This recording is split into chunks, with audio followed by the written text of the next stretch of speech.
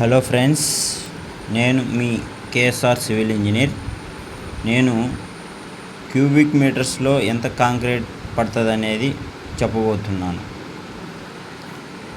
నేను ఒక ఎగ్జాంపుల్ తీసుకుంటున్నాను. దాని బదులు రోడ్డు పొడవు, రోడ్డు వెడల్పు, రోడ్డు థిక్నెస్ 3 తీసుకొని దానికి ఎంత కాంక్రీట్ పడుతుందో చెప్తున్నాను. పొడుగు 10 మీటర్స్, వెడల్పు 2 మీటర్స్, దాని మందం థిక్నెస్ 8 ఇంచులు. దాన్ని మీటర్లో కన్వర్ట్ చేస్తే 0.2.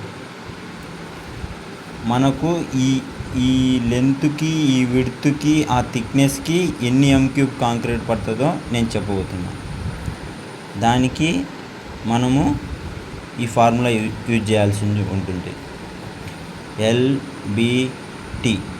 L అంటే లెంత్, B అంటే బ్రెడ్త్, T అంటే thickness. L = 10, width = 2, thickness = 8 inch, that is equal to 0.2 metre. ఇది మొత్తం మల్టిప్లై చేస్తే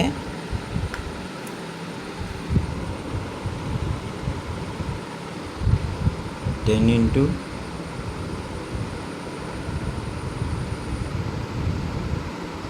2 into 0.2, 4 m³ వచ్చింది. ఈ మొత్తం ఏరియాకి మనము 4 m³ కాంక్రీట్ వేయాల్సింది ఉంటుంది.